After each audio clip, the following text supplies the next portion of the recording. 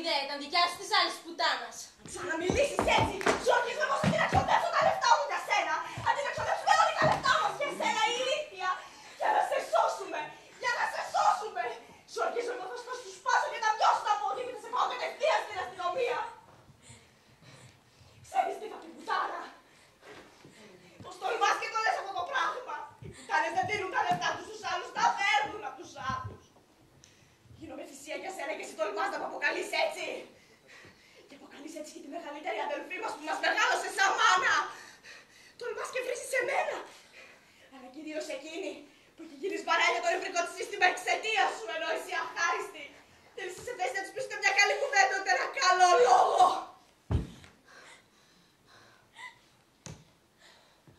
Γι' αυτό σε στείλαμε να σπουδάσεις φιλοσοφία τόσα χρόνια. Κανείς δεν σου δίδαξε τι σημαίνει πόνος και εγκατάλειψη. Ποτέ σου δεν έμαστε τι σημαίνει συμπόνια και στοργή. Δεν βλέπεις πως είναι τελείως διαλυμένη και έχει να βλέπει και εσένα από πάνω να καταστρέφεσαι.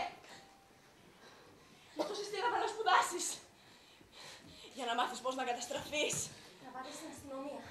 Δεν έχω τίποτα. Ας με ψάξουν, δεν θα βρουν τίποτα. Εδώ και καιρό δεν έχω τίποτα. Σε ποιον τα λες αυτά? Έχεις κοιταχτεί στον καθρέφτη? Έχεις δει τα μούτρα σου στον καθρέφτη? Σήκω! Σήκω να τα δεις! Σήκω!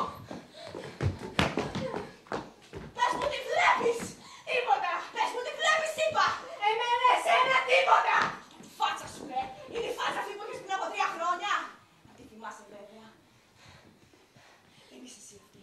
Εγώ είμαι. Δεν είσαι εσύ αυτή! Εγώ είμαι! Ξέρω πολύ καλά πως είμαι εγώ! Εσείς οι δύο είναι που μοιάζετε με μούμιες!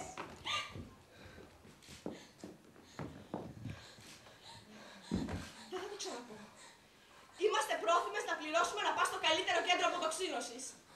Θα σε βάζαμε μέσα με το ζόρι, αλλά δυστυχώς δεν γίνεται. Πρέπει ο ασθενής να έχει τη συγκατάθεσή του. Ποιος ασθενής? Μη με αναγκάζεις να φέρομαι μελοδραματικά, γιατί ξέρεις πως μισώ τα πράγματα. Δεν θέλουμε άλλους θανάτους στην οικογένεια, ειδικά άμα μπορούμε να τους αποφύγουμε. Έχουμε πληγωθεί πάρα πολύ.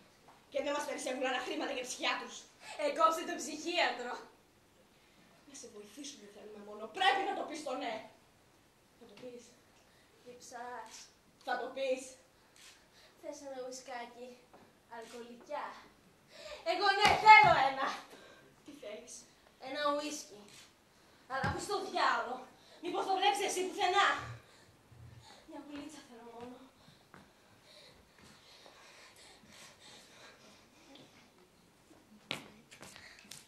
Δεν στο έχουν πει ότι το ουίσκι γιατρεύει καλύτερα τον ψυχίατρο? Να το πεις στην αδερφούλα που σαν άθρεψε σαν να ήταν μανούλα. Ναι, και εμένα, το θυμάμαι. Πες λοιπόν να μην ξοδεύει τα λεφτά της για να τα ακούνε κάτι μας περιστρόπες. Και πως μια μπουκάλα ουίσκι θα την κάνει να ξεχάσει όλα τα σκατά.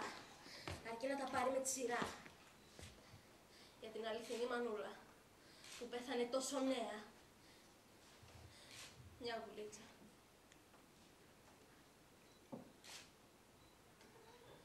Για τον ρόλο της μανούλας που αυτή έπαιξε τόσο καλά. Δεύτερη γουλίτσα. Για το γελίο που την κάστρωσε και μέσα σε 3 μήνες έβγαινε με την κόμενα. Τρίτη γουλίτσα.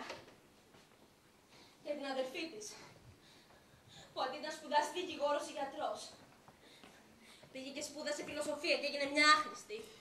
Άλλη γουλίτσα. Και κόβω το κεφάλι μου ότι μετά από τόσες γουλίτσες θα τα ξεχάσει όλα.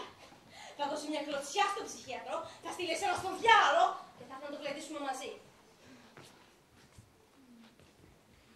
Και τότε θα της προτείνω και το καλύτερο.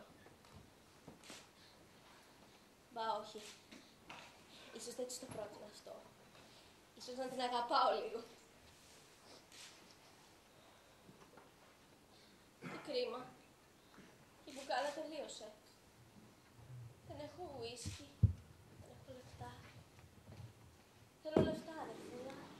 Δώσ' μου λεφτά να πάρω ουίσκι. Θέλω λεφτά! Τι δεν έχεις? Τότε φύγε. Νιώθω λίγο ταραγμένη. Δεν φεύγω από εδώ μέσα αν δεν πεις το ναι. Τι όχι, τι ναι. Μη με μπερδεύεις, Σταμάτα να με λες αδερφούλα. Τι όχι, τι ναι. Τι. Δεν ξέρεις ούτε τι λες ούτε τι κάνεις. Ξέρεις τι έμαθα στη φιλοσοφία? Ότι εμείς οι ίδιοι φτιάχνουμε τους κανόνες.